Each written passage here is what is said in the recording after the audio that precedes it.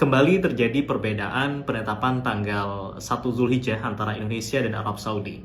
Pertanyaannya adalah puasa Arafah mengikuti wukuf di Arafah atau mengikuti penanggalan di Indonesia. Nah, bagi kamu yang ikut puasa dengan penanggalan negeri Indonesia dan perlu penguat untuk keputusanmu, berikut 7 alasan puasa Arafah berdasarkan tanggal di negeri sendiri.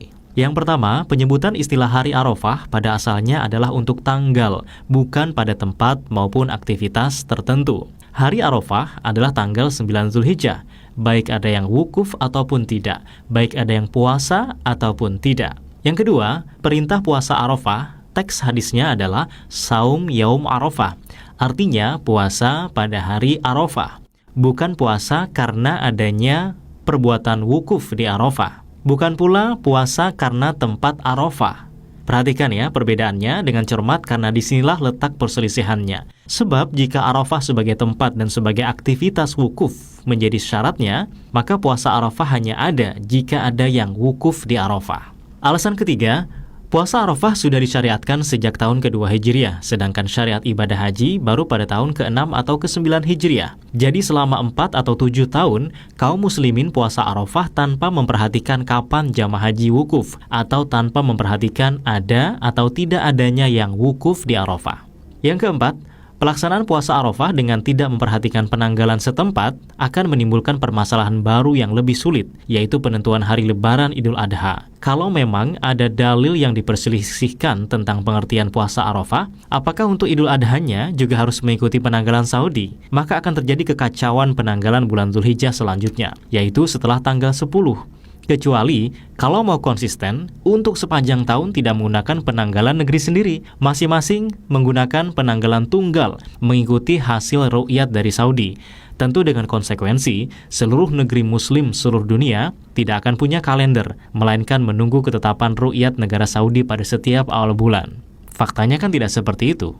Yang kelima, fakta ilmiahnya menunjukkan negeri-negeri muslim terbagi pada 2 wilayah matla atau tempat munculnya hilal, yang terkadang berbarengan, terkadang berbeda. Karena munculnya hilal tidak menetap pada posisi dan ketinggian yang sama setiap awal bulannya. Demikian juga perbedaan waktu antara satu negeri muslim di wilayah barat dengan negeri muslim di wilayah timur ada yang terpaut sampai 12 jam. Sementara pelaksanaan wukuf hanya sekitar 6 jam, yaitu dari habis zuhur sampai maghrib.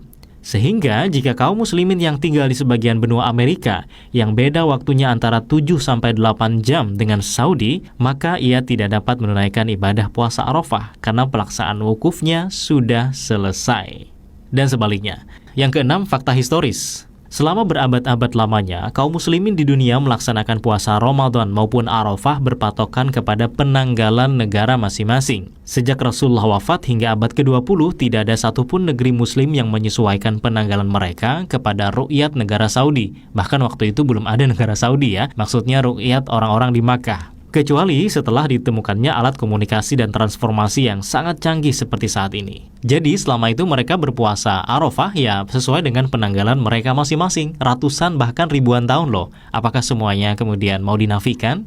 Yang terakhir, tidak ada dalil yang mengkhususkan atau yang membedakan antara ketentuan ru'yat untuk Idul Fitri dengan ru'yat Idul Adha. Rasul bahkan bersabda, siapa di antara kamu yang sudah melihat hilal Zulhijjah hendak berkurban, maka janganlah ia mencukur rambut dan jangan menggunting kukunya. Demikian pula sabda Rasulullah tentang Idul Fitri, Idul Fitri adalah pada saat kalian melaksanakan Aid dan berkurban adalah pada saat kalian berkurban. Kedua hadis tersebut berlaku bagi setiap negeri muslim, bukan hanya untuk Saudi Arabia saja. Artinya bagi mereka yang melihat hilal di negeri mereka sendiri. Semoga bisa dipahami dan semoga bermanfaat.